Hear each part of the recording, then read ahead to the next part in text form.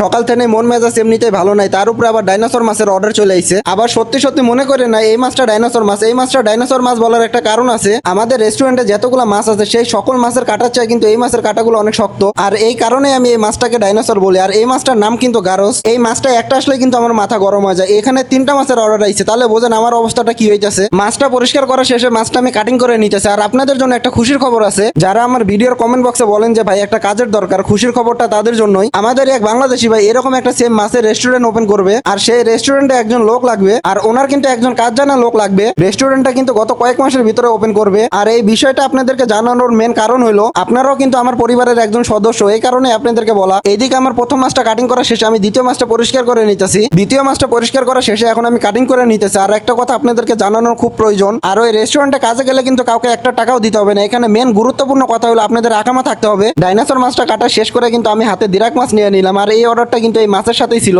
আর রেস্টুরেন্টটা কবে খোলা হবে এই বিষয়ে জানতে হলে কিন্তু অবশ্যই আমার ভিডিও দেখতে হবে, কারণ আজকে যেমন আমি আমার ভিডিওর ভিতরে জানাই দিলাম, ঠিক এইভাবে পরবর্তী কোনো ভিডিওতে আমি জানাই দেবো যে রেস্টুরেন্টটা কবে খোলা হবে। প্রথমে যে ডাইনোসর মাছটা কাটিং করলাম তার সাথে কিন্তু 2টা শীষের অর্ডার ছিল, এই মাছটা সাইডে রেখে দেওয়া হয়েছে, কারণ কাস্টমার ফোন দিয়ে বললো যে কাস্টমার আসতে দেরি হবে। কিন্তু এদিকে আমাদের আরেকটা চিংড়ি মাছের অর্ডার ছিল, তার কিছুক্ষণ পরে কিন্তু আমরা মাছ পিঠা রেডি করে ফেলাইছি। এখানে আমরা পার্সেল করে নিছি। এইদিকে আমাদের সবগুলা মাছ রেডি হয়ে গেছে, আর মাছের উপরে কিন্তু মশলা দিয়ে নিতেছে। আর আজকের মতো ভিডিওটা এই পর্যন্তই। ভিডিওটা যদি আপনার কোনো রকম কাজে আসে তাহলে অবশ্যই ভিডিওতে একটা লাইক দিবেন, আর পেজটা ফলো দিয়ে পাশে থাকবেন। আসসালামু আলাইকুম।